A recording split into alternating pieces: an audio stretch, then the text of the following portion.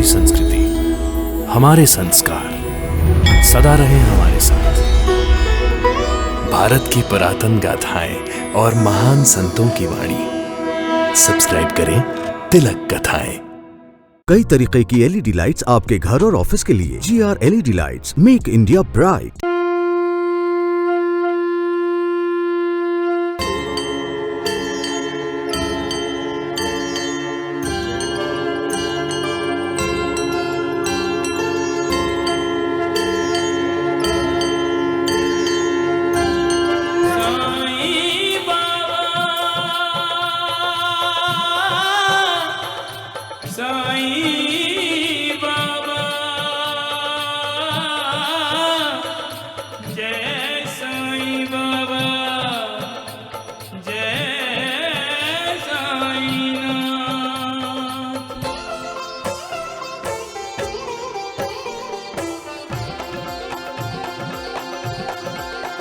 साईं राम साईं श्याम दुख भंजन तेरु नाम।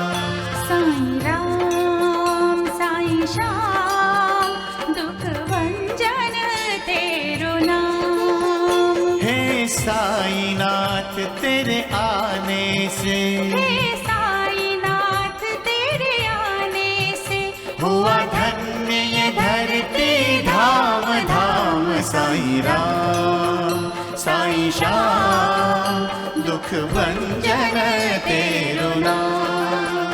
साईं राम साईं श्याम दुख भंजन तेरु नाम। सुख धाम धन धाम साईं राम साईं श्याम। गुण धाम यश धाम साईं राम साईं श्याम। ओ भक्त वत्सल दीन बंधु बाबा तुझे प्रणाम।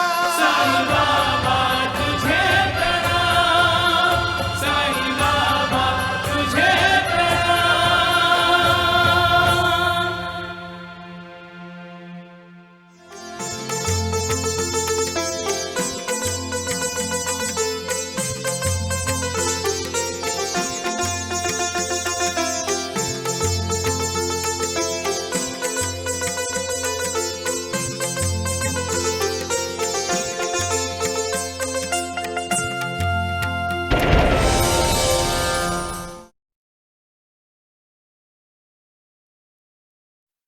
जिंदगी एक अग्निपथ है और इस अग्निपथ से हर किसी को गुजरना है।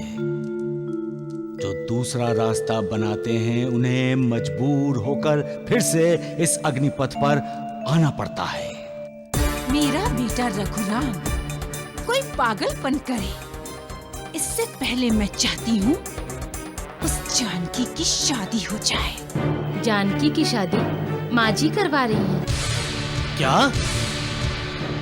बाबा, गंध चंदन का है, आपके कपाल पर लगाना चाहता हूँ बाबा। चले जाओ यहाँ से, जाओ। इस टकराव का अंजाम ठीक नहीं होगा मालसापति। आप अपने अंजाम के बारे में सोचिए द्वारिकानाथ जी। शिव, हमने तो अपने आप को उन्हें समर्पित कर दिया है, अब सब उन पर है। वो चाहेंगे तो अपनी पूजा करवा लेंगे। जो हमेशा मेरी तरफ देखता है वो मुझे भी अपनी तरफ देखता हुआ पाएगा। जिसने अपने आप को मुझे पूरी तरह समर्पित कर दिया है उसकी इच्छाओं को पूरा करना मेरा कर्तव्य हो जाता है।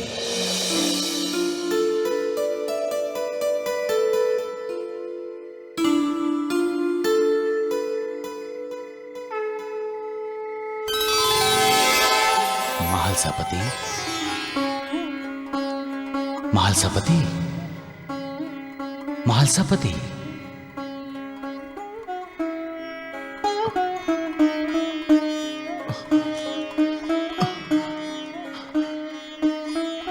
साईनाथ, तुम मेरी पूजा करना चाहते हो ना महालसापति? तो लो, मेरी पूजा करो। तुम हैरान होकर क्यों देख रहे हो मालसापति? करो मेरी पूजा, करो जैसी तुम करना चाहते हो।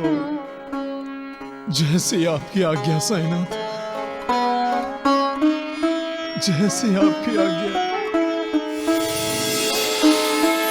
जैसी आपकी आज्ञा साईनाथ।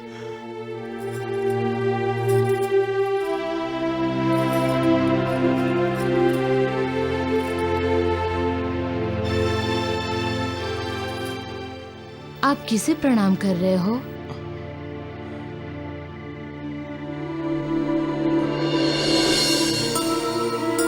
साईनाथ को। कहाँ गए साईनाथ? मेरे साईनाथ आए थे शिव, मेरे साईनाथ आए थे। गले में, कान में चंदन का लेप लगाए थे और मुझे आरती करने के लिए कह रहे थे। इसका मतलब है ये साईं बाबा का संकेत है। उन्होंने आपकी इच्छा का आदर किया है। आप उन्हें चंदन लगा सकते हैं। हाँ। देवा, आप अंतर्यामी हैं। मेरे साईं, आप अंतर्यामी हैं। आप अंतर्यामी हैं।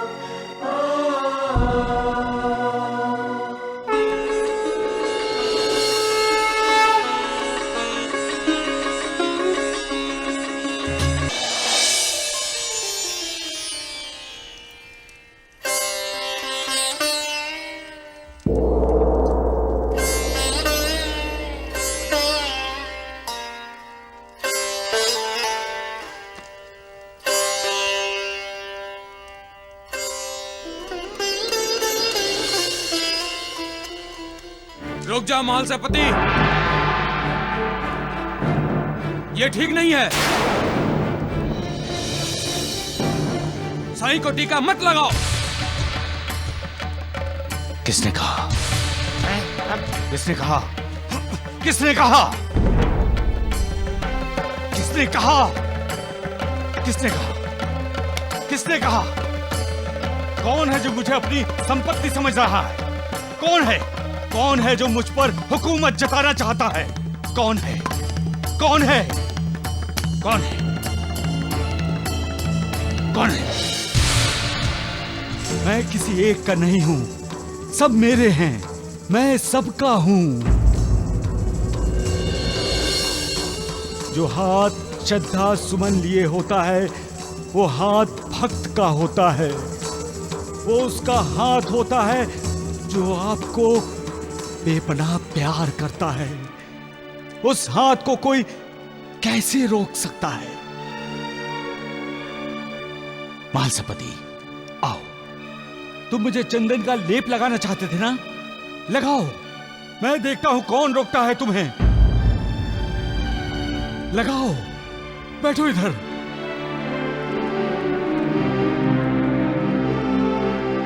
लगाओ मालसापति, लगाओ, लगाओ।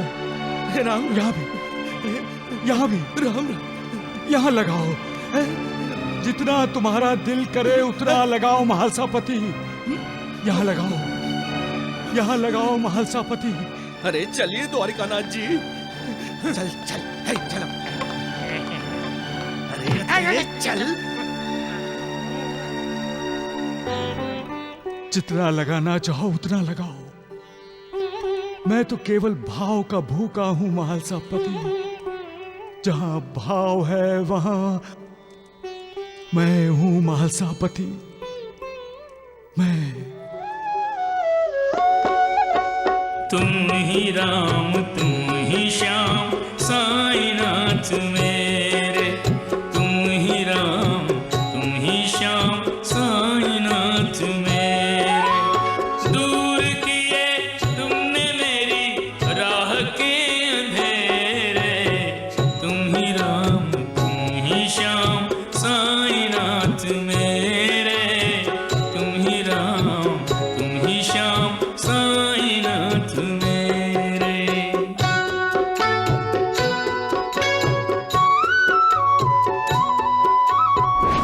जितने कष्ट रुलाने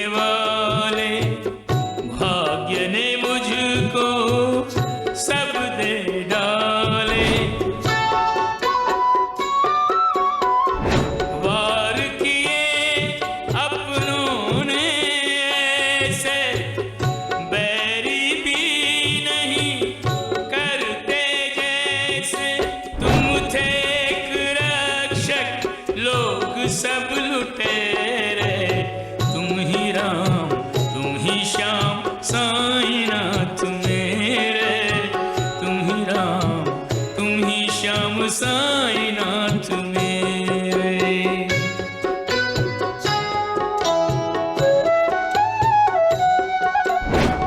संकट मोचन नाम तुम्हारा सबके लिए है धाम तुम्हारा आ जाते हैं लोग जो शिरडी बन जाती है उनकी बिगड़ी चरणों में तुम्हारे वरदानों के बसेरे तुम ही राम तुम ही श्याम साईनाथ मेरे तुम ही राम तुम ही श्याम साईनाथ मेरे। अपने भक्तों की चिंता सदैव भगवान को लगी रहती है मालसापति जी। मालसापति खुश दिखाई दे रहे हैं। क्यों ना दिखाई दे, साईं बाबा ने इनकी सेवा जो स्वीकार कर ली है। राधाबाई, श्री स्वामी समर्थ की भी ऐसी कोई कहानी होगी जिसमें वो अपने भक्त के लिए चिंतित हुए होंगे। हाँ, कहानी तो है, सुनोगे? एक समय की बात है लक्ष्मी की माँ। उस वक्त अक्कलकोट में ही नहीं, अक्कलकोट के आसपास के गांव में भी श्री स्वामी समर्थ महाराज के भक्त रहते थे। पांडु सुनार ऐसा ही एक भक्त था। मैदरगी गांव में रहता था वो। पांडु सुनार का अपना परिवार था, पत्नी बच्चे सभी थे। सिर पर बहुत कर्ज था, इसलिए वो बेचैन रहता था। एक दिन एक अमीर आदमी सोने के गहने बनवाने के लिए उसके पास आया। पांडु, अरे अप्पा जी, आप आइए आइए आइए, बैठिए। कहिए। पांडु, मुझे अपनी बेटी के लिए सोने के गहने बनवाने हैं। अप्पा जी, जैसा कहोगे वैसा बना के दूंगा। लेकिन गहने 100% सही होने चाहिए पांडु। अप्पा जी, आपको इस पांडु सोनार और उसकी कारीगरी पर भरोसा है ना? भरोसा नहीं होता तो तुम्हारे पास क्यों आता? तो फिर निश्चिंत रहिए, कोई उंगली नहीं उठाएगा। लेकिन अगर कुछ पैसे मिल जाते तो ये लो पैसे, बाकी गहने तैयार होने के बाद। 30 दिन बाद आऊंगा, गहने तैयार रहने चाहिए। जी जी अप्पा जी। नमस्ते।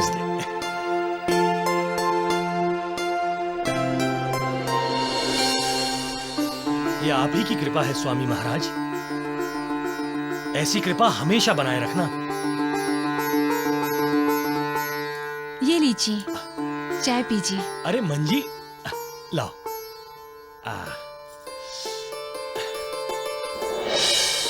अकबाई, इतने सारे रुपए? हाँ मंजी, अप्पा जी की बेटी की शादी है, बहुत बड़ा काम मिला है, बहुत पैसे मिलेंगे।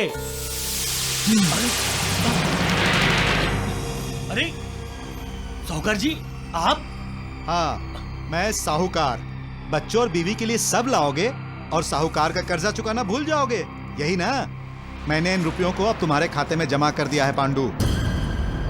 जब पैसे चाहिए तब रोते हो, गिड़गिड़ाते हो, लेकिन एक बार लेकर देने का नाम नहीं लेते।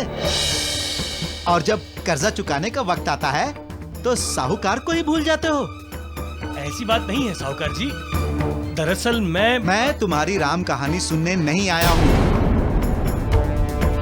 30 दिन के अंदर जितना बकाया बनता है सूद समेत लौटा देना, वरना 31वें दिन इस घर से बेघर कर दिए जाओगे।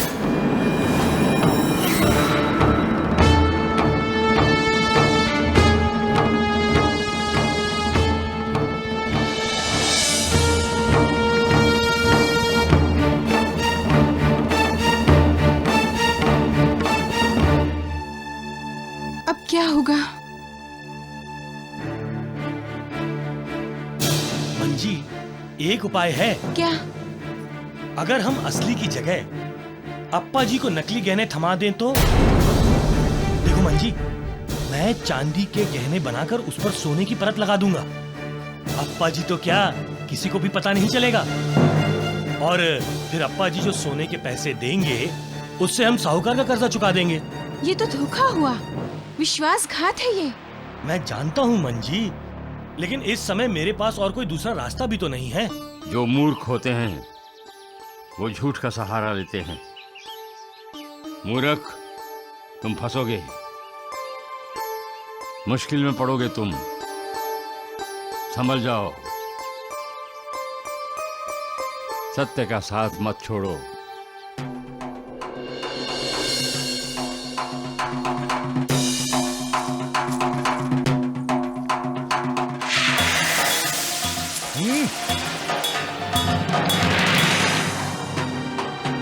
पांडोबा, मैं तुमसे हमेशा कहता आया हूं कि झूठ का साथ कभी नहीं देना चाहिए। लेकिन पांडु को उनकी बातें समझ में नहीं आई। वो तो यही सोचता रहा कि जल्द से जल्द सोने के गहने बनाकर अप्पा जी को लौटा देगा। तो क्या पांडु का भी झूठ पकड़ा गया?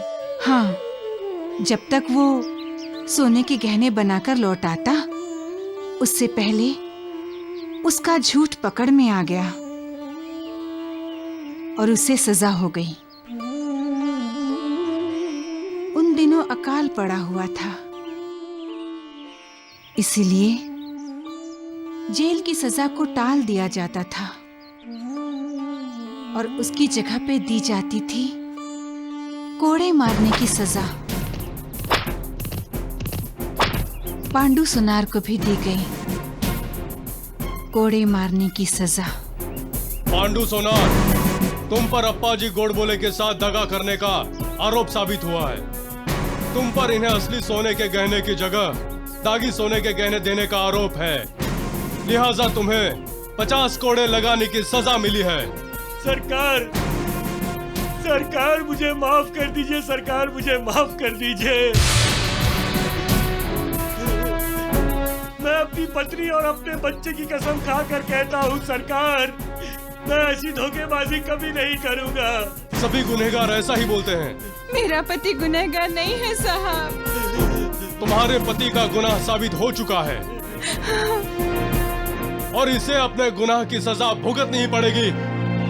स्वामी महाराज, स्वामी महाराज, आपके इस बच्चे को माफ कर दीजिए स्वामी महाराज।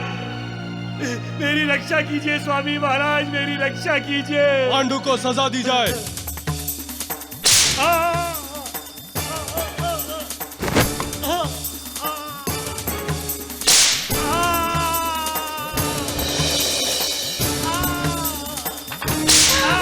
स्वामी महाराज,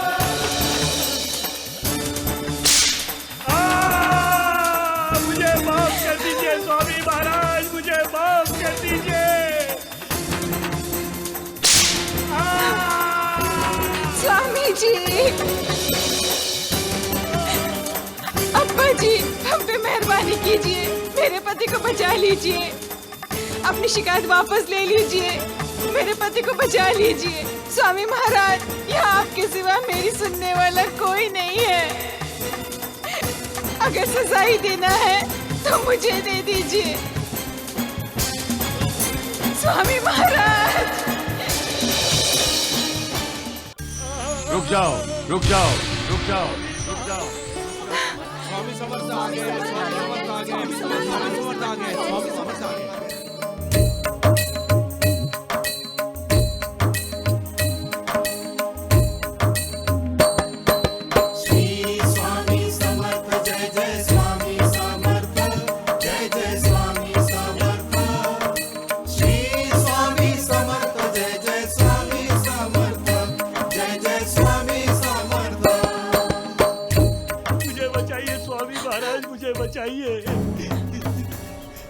मैंने तुमसे कहा था ना कि झूठ का साथ मत दो, परंतु तुमने दिया।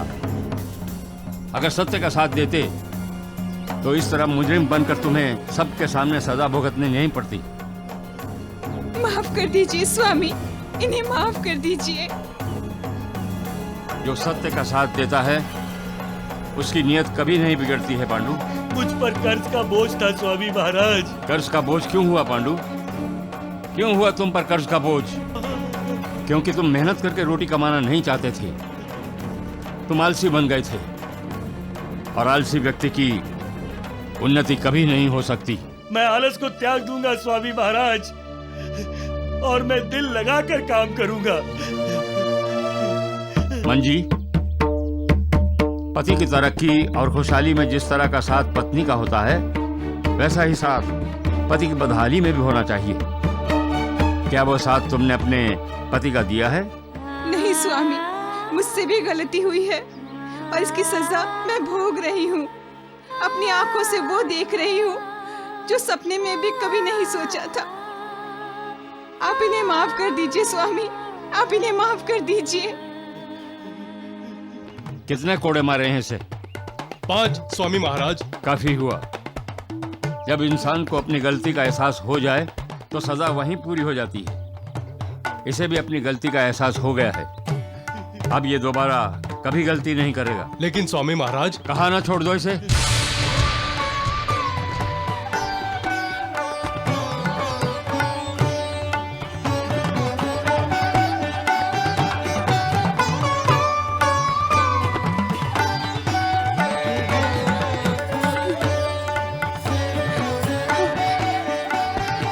मंजी, संभालो अपने पति को। हर गुनाह की सजा होती है, जिसे आज या कल भुगतना ही पड़ता है। तुमने गुनाह किया है, उसी की तुम्हें सजा मिली। आगे से ख्याल रखो कि तुम सत्य का साथ कभी नहीं छोड़ोगे, चाहे परिस्थिति कैसी भी क्यों ना हो। कभी नहीं छोड़ूंगा स्वामी महाराज, कभी नहीं छोड़ूंगा। चाहे मुझे कितना भी श्रम करना पड़े मैं करूंगा स्वामी महाराज। चाहे मुझे कितने भी कष्ट उठाने पड़े मैं उठाऊंगा स्वामी महाराज। लेकिन सच का साथ मैं कभी नहीं छोड़ूंगा स्वामी महाराज, मैं कभी नहीं छोड़ूंगा। मैं अप्पा जी को 100% खरे सोने के गहने बना कर दूंगा, और कभी भी सच का साथ नहीं छोड़ूंगा स्वामी महाराज, कभी नहीं छोड़ूंगा। स्वामी समर्थ, जय जय स्वामी समर्थ, जय जय स्वामी समर्थ, श्री स्वामी समर्थ, जय जय स्वामी समर्थ। इस प्रकार श्री स्वामी समर्थ ने पांडु सोनार का उद्धार किया। ये सत्य ही है राधाबाई, भगवान को अपने भक्त की चिंता हमेशा लगी रहती है। और भक्त चाहे 7 समुंदर पार ही क्यों ना रहे, भगवान अपने भक्त की रक्षा करने के लिए दौड़े चले आते हैं। बाबा, लेकिन भक्त भगवान को परेशान करे ये भी तो सही नहीं है। क्यों वो गलती करता रहता है? क्यों वो झूठ का साथ देता है?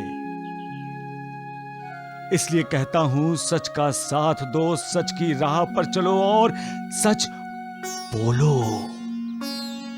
इंसान की जिंदगी में मोह के कई क्षण आते हैं, और वही क्षण इंसान की परीक्षा लेते हैं। जैसे पांडु सोनार की परीक्षा ली गई थी।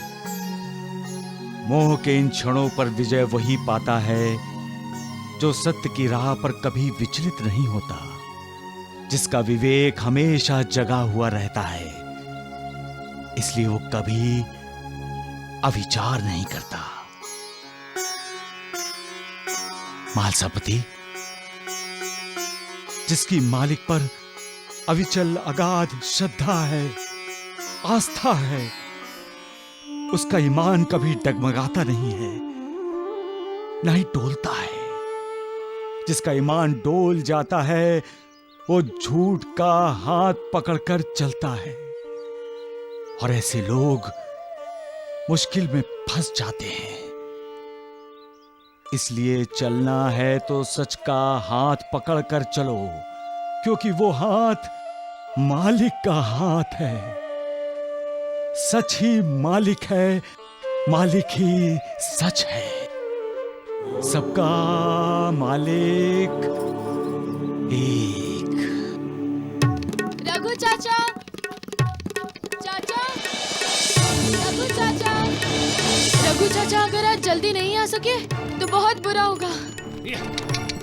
जल्दी ही जाना चाहिए, वरना आज जानकी चाची की शादी हो जाएगी।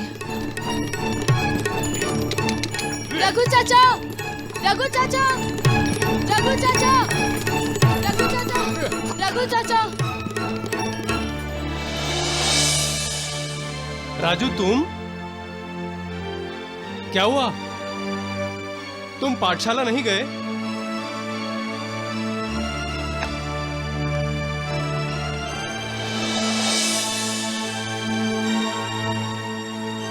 राजू, क्या बात है? तुम इतना हाफ क्यों रहे हो? आपसे ही मिलने के लिए भाग कर आ रहा हूँ चाचा। अच्छा हुआ कि आप रास्ते में ही मिल गए। ऐसी क्या बात हो गई? माँ, पिताजी, भैया, भाभी सब ठीक तो है ना? हाँ, वो सब ठीक है। तो फिर? चाचा, आज जानकी चाची की शादी है। और आप जानते हैं कि जानकी चाची की शादी कौन करवा रही है? नहीं। दादी। दादी करवा रही है जानकी चाची की शादी। ये क्या कह रहे हो तुम? हाँ रघु चाचा, दादी ने मालू दीदी को 70,000 रुपए दिए हैं।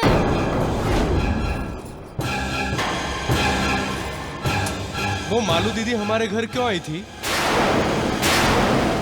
नहीं तो वो भला हमारे घर क्यों आएगी? वो शायद इधर से गुजरी होगी तो तुम्हें लगा कि वो हमारे घर आई है। माँ, चलो भला टली, आज शाम जानकी की शादी है। बस ठीक ठाक से शादी हो जाए, वो लड़की अपने ससुराल चली जाए, बस। कल से ही हम रघुराम के लिए लड़की देखना शुरू कर देंगे। जानकी की शादी करा देने में तुमने बड़ी अकलमंदी से काम लिया है अंबिका। अंबिका अपना हर काम बड़ी होशियारी और अक्लमंदी से ही करती है जी। लेकिन ये काम आपने ठीक नहीं किया है माँ। क्या ये तुम कह रहे हो? और मुझे आज तक इस हवेली में क्या अच्छा है क्या बुरा है ये कौन देख रहा है? मैं देख रही हूँ। और तुम कह रहे हो कि जानकी की शादी करा के मैंने ठीक नहीं किया? तुम क्या चाहते हो कि रघुराम उसका नाम लेकर जिंदगी भर कुंवारा बैठा रहे? ऐसा मैं कैसे कहूँगा माँ? मैं तो ये कह रहा हूँ कि अगर रघुराम को इस सच का पता चल गया तो क्या होगा? कभी सोचा है आपने इसके बारे में? कैसे पता चलेगा उसे? अगर हम में से कोई उसे ये बताएगा तभी ना।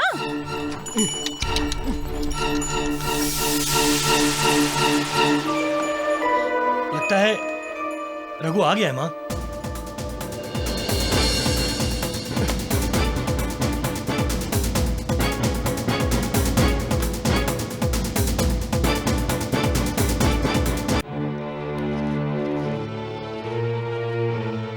रघु, इतनी जल्दी कैसे आ गए तुम?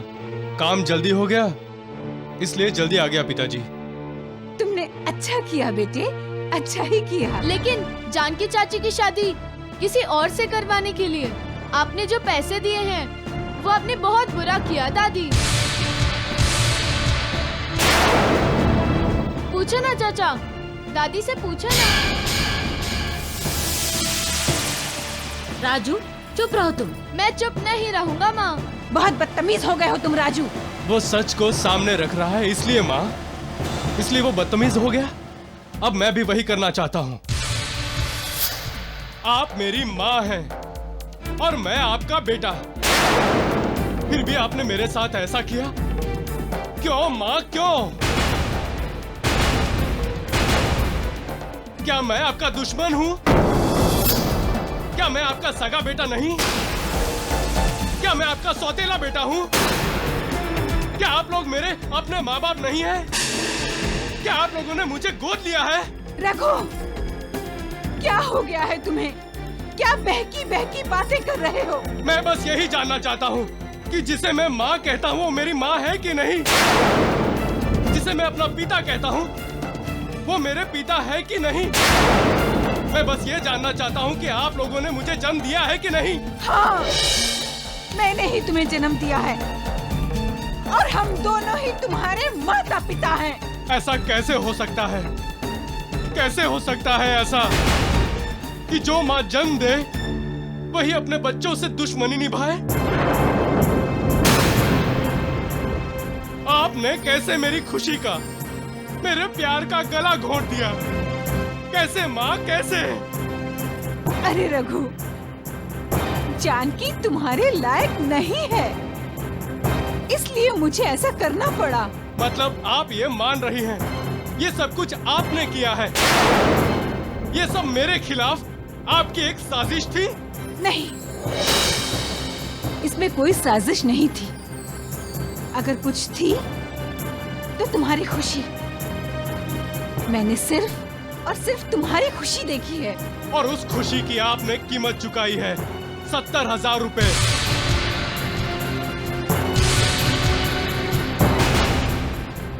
क्या 70,000 रुपए में आपने मेरे लिए जिंदगी भर की खुशियां खरीद ली?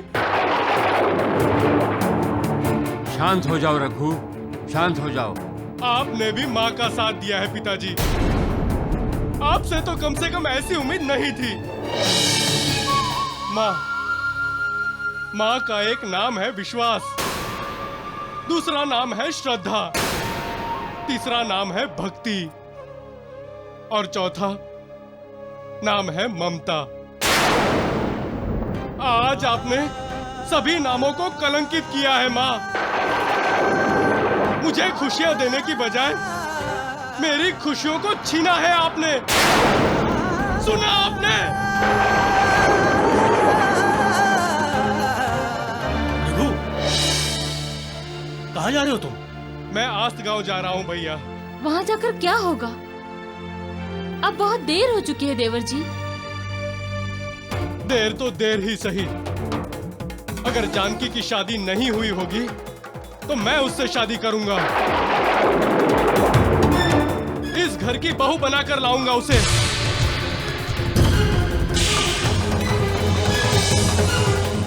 और अगर हो गई होगी तो? वापस लौटकर कभी नहीं आऊंगा।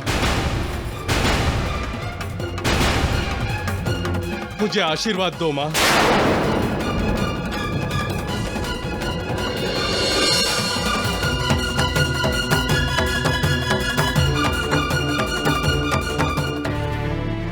दादी, चलो हम भी चलते हैं ना रघु चाचा के साथ। चलो ना दादी।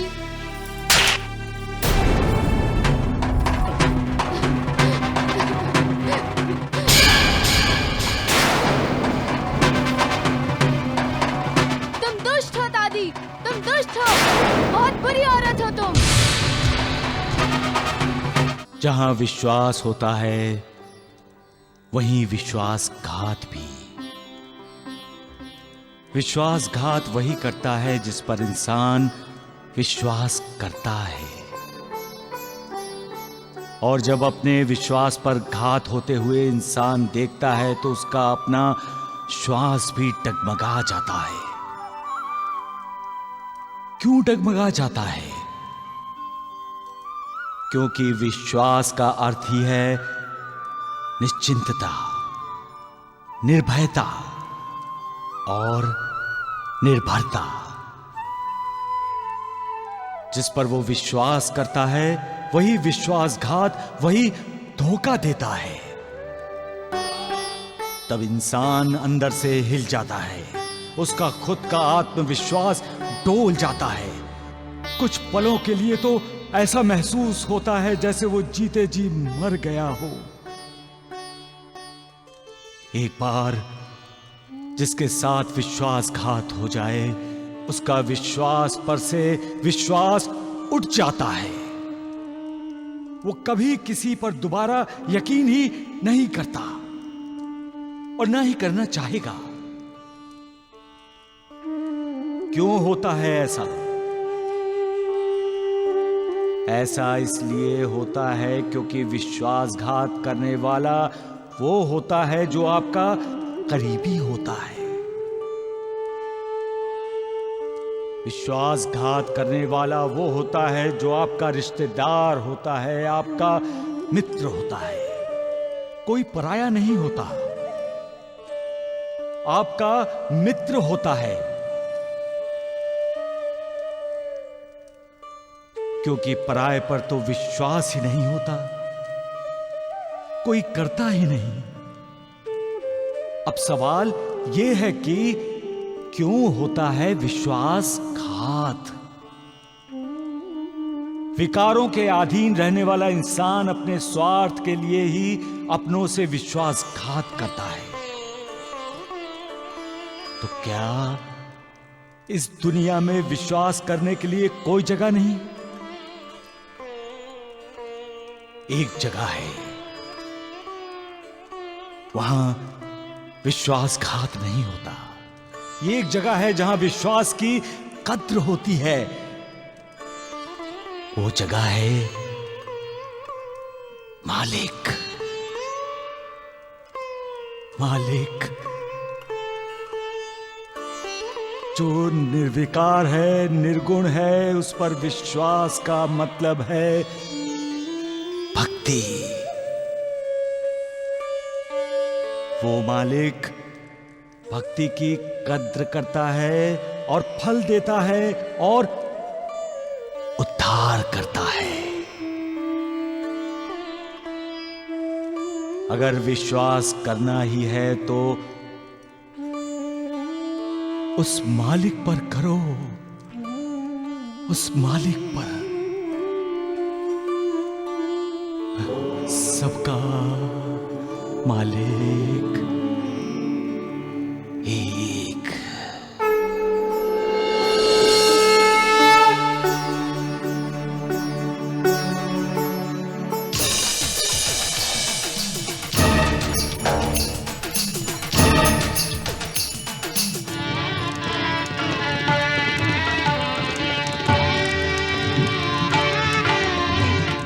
गोदिया, महादिया, शादी होने से पहले किसी तरह हमें आस्त गांव पहुंचना होगा। अगर नहीं पहुंच पाए तो सब खत्म हो जाएगा।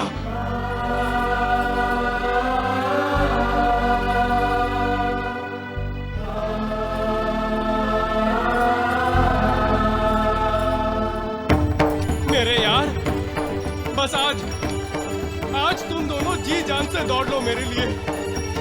किसी तरह शादी होने से पहले जानकी के पास पहुंचा दो। सदा सुखी रहो। मैं तुम दोनों का ये एहसान जिंदगी भर नहीं भूलूंगा। गोदिया, महादेव, चलो।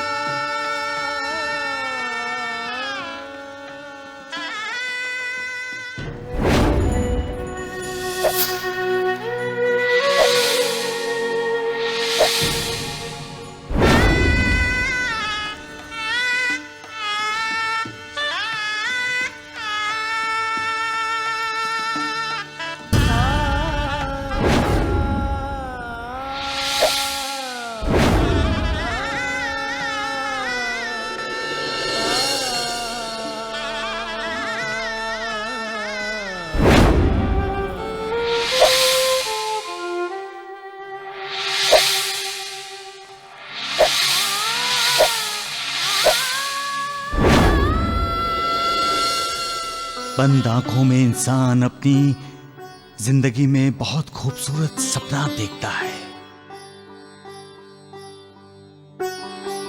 और आंखें खोलते ही